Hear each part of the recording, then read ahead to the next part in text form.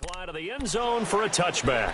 So now a look at the Broncos as they head back out there for their first possession of the second half. They're down in this game. A chance for the offense, though, to put something on the board, get some momentum here in half two.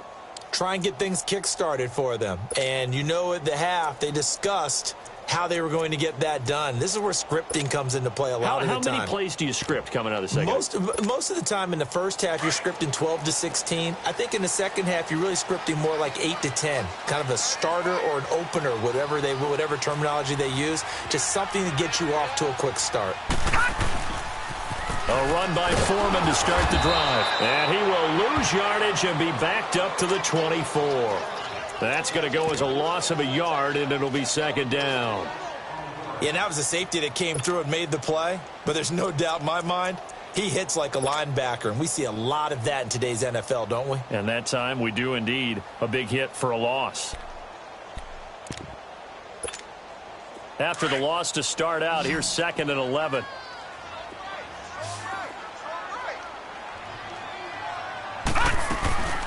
Off the play fake, he'll look to throw.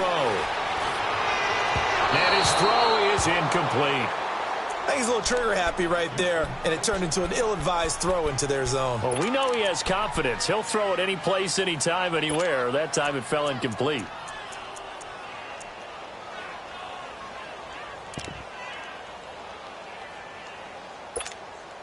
The Broncos on third down. They've been okay, 2 for 3 thus far. This is 3rd and 11. Detroit!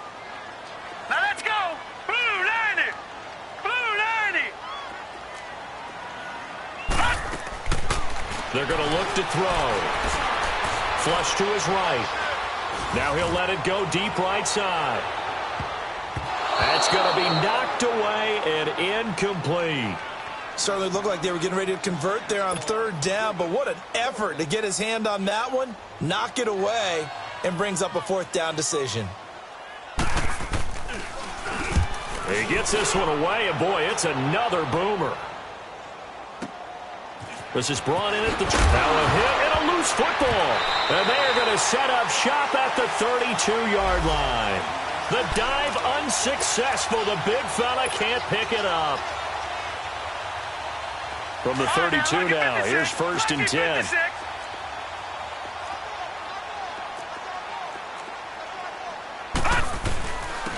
And on the ground they go with a running back.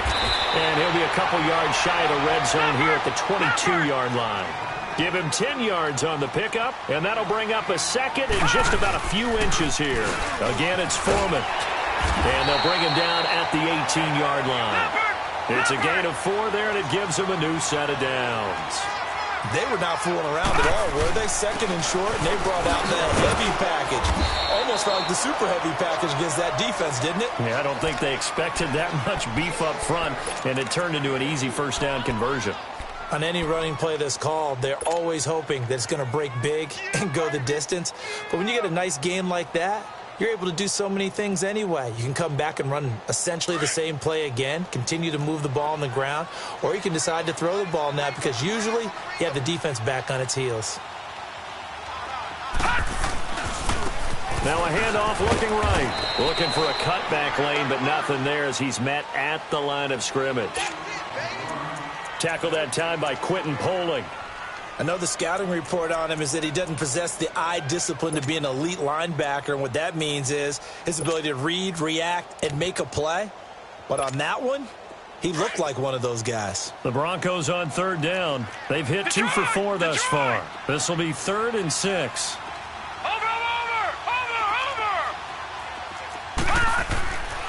They'll drop to throw.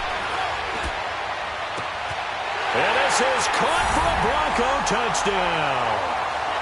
Deshaun Hamilton, 2 catches, 2 touchdowns here so far. And the Broncos are in for 6. And man, Charles, talking about zinging something in there. Those gloves, they help with one-handed catches, the fun stuff. Any padding for a rocket like that?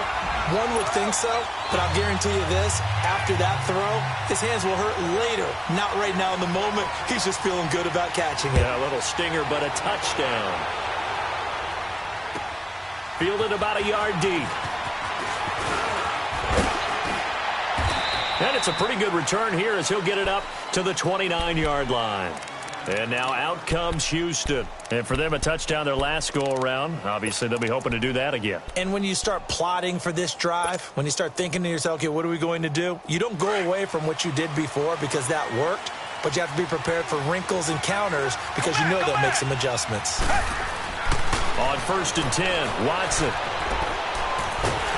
Nowhere to escape, and he goes down. I know there'll be a little bit of criticism there because they went right back to the air after the huge pickup and ended up getting sacked. That's often a play that you make. You feel like you've got momentum on your side. Unfortunately, the O-line failed to hold up to try to keep that momentum going. Buying time to his left. And he's going to go down again. So, Brandon, we sat in with a lot of coaches, and when they talk about things they want to accomplish offensively, I'm not sure that sack and sack are on their play sheet. Going to need something special here on 3rd and long. After that sack, what does Watson have in his arsenal?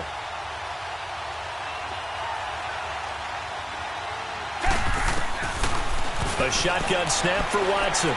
He's going to let it go deep for Mitchell. This is intercepted. Picked off by the corner, Bradley Roby. Look at the dance and the juke. So it's 3rd and long, and you know this is going to be a pass. So defensively, they're bringing an extra defensive back and just blanket the field. And this is an ill-advised throw right here as it winds up being picked off easily.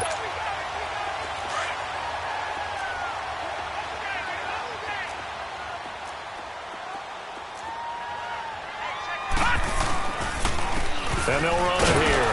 And they go backwards here, losing yardage back at the 48-yard line.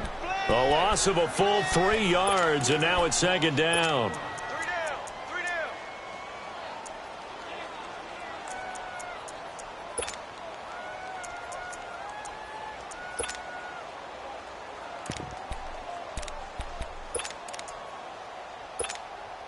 So now they have to contend with 2nd and 13 after the first down run goes backwards. Gun! Set! Blue 90! Blue 90! Detroit! Detroit! Gun! Back to throw. Nowhere to go here. He lost the football. On plays like this where the ball comes free, it's often unusual for the team that lost it to get it back because this is the quarterback. The ball gets away from him. Everyone else is trying to execute what they're supposed to do on offense. They're usually looking in the other direction, downfield, or have moved away from him. In this case, though, a teammate is able to come up with the ball.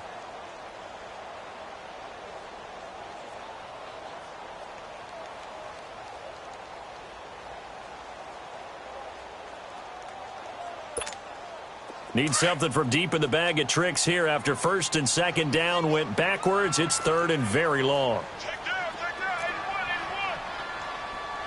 Watch it now, Barney. On play action, they'll throw. Nowhere to go here. He lost the football. And the Texans say they have it. They do. And that's a down and distance coaches always talk about trying to avoid, isn't it? I mean, that's 3rd and long. And you just know they're pinning their ears back and coming after him, sometimes even with extra pressure. And he knew that. I mean, he knew they were coming. He just fumbled it. Yeah, he knew it. The offensive line knew it. Everyone did, yet the pressure was still there, and he ended up coughing it up. And they'll go with a ground attack here. Had a nice broken tackle and then brought down right around the 20. A solid run on 1st down. Gain of 7 leaves them with a 2nd and 3. And they'll go ground game here with a tailback.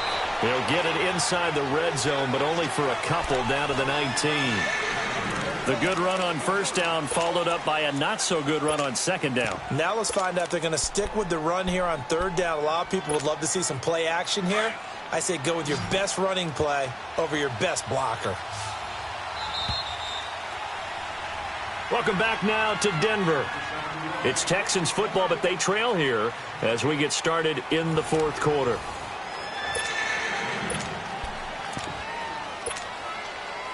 The Texans on 3rd down, just 1 for 5 to this point. They're up against a 3rd and 1 situation.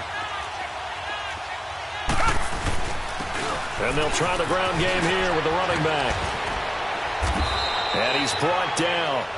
They're able to convert on third down, and that sets up a 1st and goal. Charles, this one not over, certainly, but you set the magic number earlier in this game at 20 points, said that they would need to hold them right around that marker under it. What are you seeing here? Well, that number is still in play because we said, okay, 20 or under gives them a chance to win. Right on pace. And he's in for the score. Touchdown, Texans.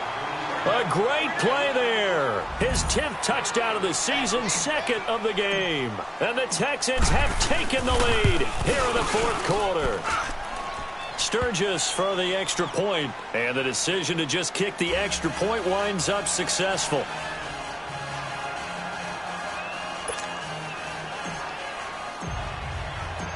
Sturgis out now to kick this one off.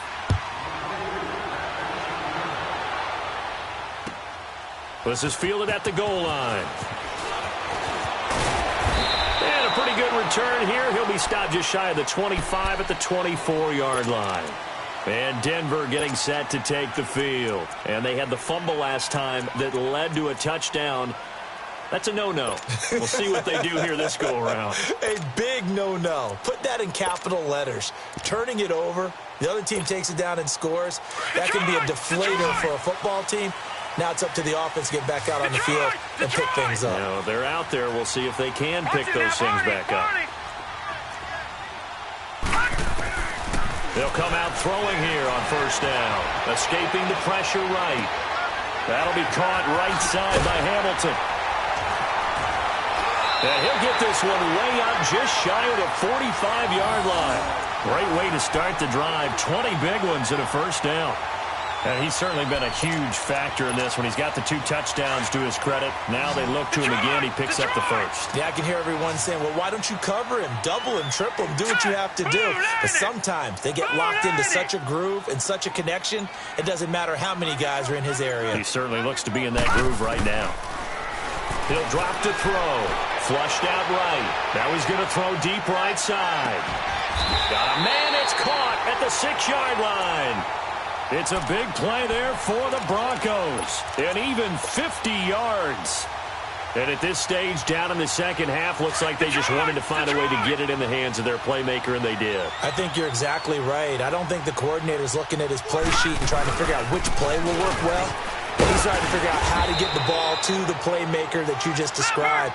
Looking down at that sheet, you find people plays, not necessarily X's and O's, and that's exactly what they did there. They'll go with Foreman.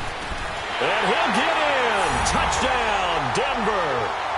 A great effort there with his 2nd touchdown of the game, number 8 on the season. And the Broncos have taken the lead here in the 4th quarter. Extra point from McManus is good, and that will make this a 4-point game. Set now to kick this one away, and off it goes. And they will not get a chance to return this one as it's through the end zone for a touchback. Now the Texans offense, they head back out to do battle here. And they'll just simply be looking to build off the confidence of the last time out where they scored a touchdown. And confidence is powerful, isn't it? When you've scored once, you feel like you can go back out there and get it done again. Doesn't matter what the defense throws at them. They feel like they're in a groove right now, and they want to get out there and show it. Yeah, hoping to stay in that groove here this go-around. Now a 1st down throw, Watson. He finds an opening past the 40. Looking left side, and he's got a man. It's Thornton. He gets it across the 50 and down to the 48. A very solid gain of 27.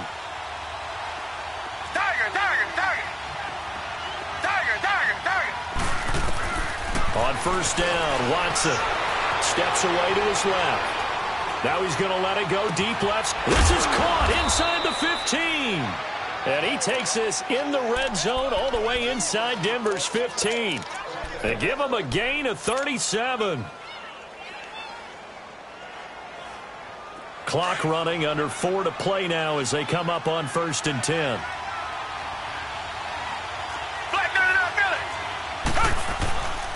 And they'll go on the ground. And able to push his way forward here for a good little gain. And give him 4 yards there. It'll be 2nd and 6. Brandon, all things considered, They have to feel pretty good about getting that type of a game, considering the blitz that they just had against them. And they'll get him down here at about the 5-yard line. Call it a gain of a yard, and it's going to bring up 35. Doubling this guy has to be a priority before moving up to the next level because the big fella, he just ate that one alive, just stuffed it. In fact, before the game, he was talking to us, and he's like, hey, these pants make me look fat. And we said, nah, man, you're just a whole lot of guy. He is at well over 300 pounds. He's a big man. Call it no gain there, and it leads to a 4th down.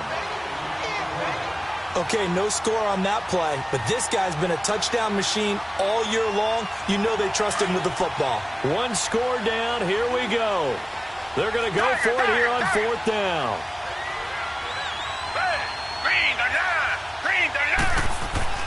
Got to try it here. He's back to throw. And that is caught. Touchdown, Texans. In for the score. And the Texans have taken the lead here in the 4th quarter.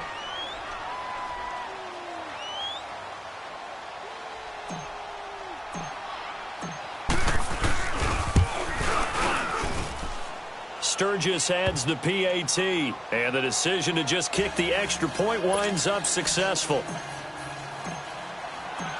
Sturgis out now to kick this one off.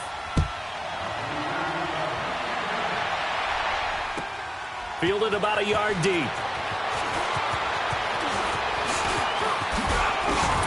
And a great return up past the 40, but this one may not stand.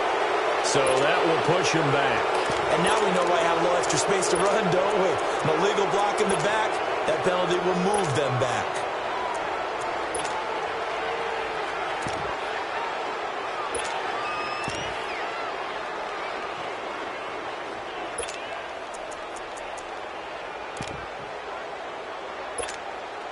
So the special teams penalty cost some yardage there as they come out on 1st and 10.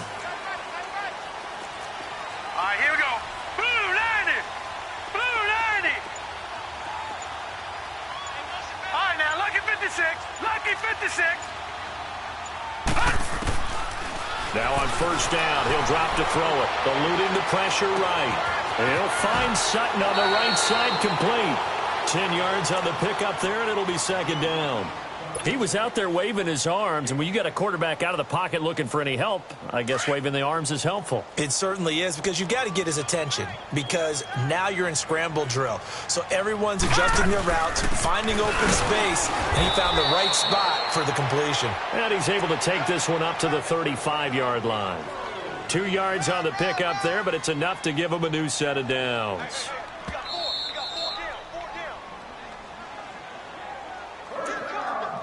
Time for a break.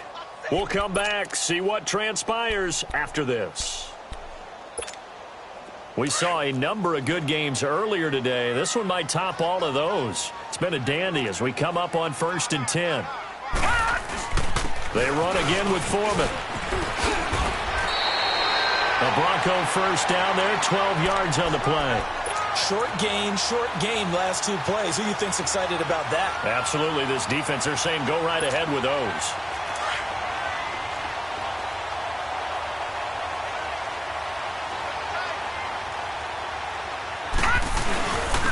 And on the ground they go with a running back. And he goes across midfield and down into Houston territory. 5 yards on the carry. Good pickup on 1st down. But they picked up a little bit of yardage there, and now, in this situation, should be in no hurry to run a play really fast. Let the clock wind down. And they'll run it here. And he'll get it inside the 40 to the 39. It's an 8-yard pickup and leads to a new set of downs. 1st down now, but that clock rolling. And they'll go with a ground attack here. And he's going to fight his way forward here for a modest gain. And now the Texans are going to stop it as they signal for a timeout. It's just their first. They've got 2 more to use here in the final stages.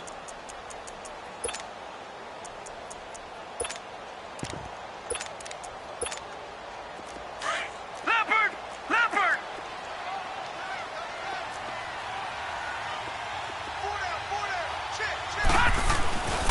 And they'll go ground game here with the tailback. And he'll be brought down at the 27-yard line.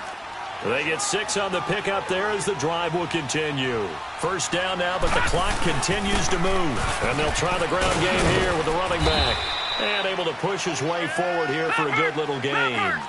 He'll get a nice chunk there on the first down run, and it's 2nd and 4. I know they got a little yardage there, but I'm not sure their investment is right. They're still running the football, and I'm not sure there's enough time to continue to do that. He'll be brought down at the 43. Joey Bosa in on the stop. I'm a little surprised right here. They've got 3 timeouts left. The clock's running down, and they are using. He takes it across for the touchdown, and they've taken the lead late in the final minute of the 4th. Wow, wow. How many people are watching this one right here who gave up? Because that score, they might want to try and rush back into this stadium. Yeah, what looks like is going to be the game-deciding score, although a little bit of time left, so you can't count your chickens before they're hatched. Well, they better come back in here and watch this one, because you and I, we're not going anywhere. We want to see this one play out. Out is the kickoff unit as they run up and send this one away. And this will not be returnable. It's out of the back of the end zone for a touchback. Out comes the Houston offense as they get set to take over here. 1 possession game. Time very much a factor. How does the offense handle this situation? Well, in a lot of cases, they should be somewhat relaxed. And I know that's counterintuitive because this is a pressure situation. But this is Friday practice every week of the season. You go over this situation, having to go downfield, limited timeouts, got to get out of bounds and keep the drive going and set yourself up. Defensively, you can't just lay back and let them do whatever they want. So it is a cat and mouse deal here. How much pressure will the defense bring, and how much pressure can the offense handle? We're going to find out. Being chased out left. He couldn't quite hold it. Got hit. Ball pops out. Incomplete. I hope I don't sound too rah-rah on that one, but that's the exact right throw. Either your receiver gets it or no one gets it. Give him a lot of credit for being really precise with it. Got rid of it. Oh, a crusher there as it's intercepted. Snags it for the pick. And a big turnover there as his guys will get the football back.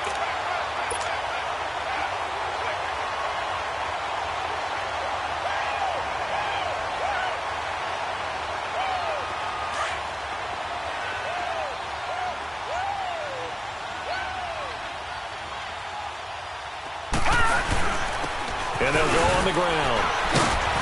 So a nice job to break the 1 tackle, but not much daylight after that as he's brought down.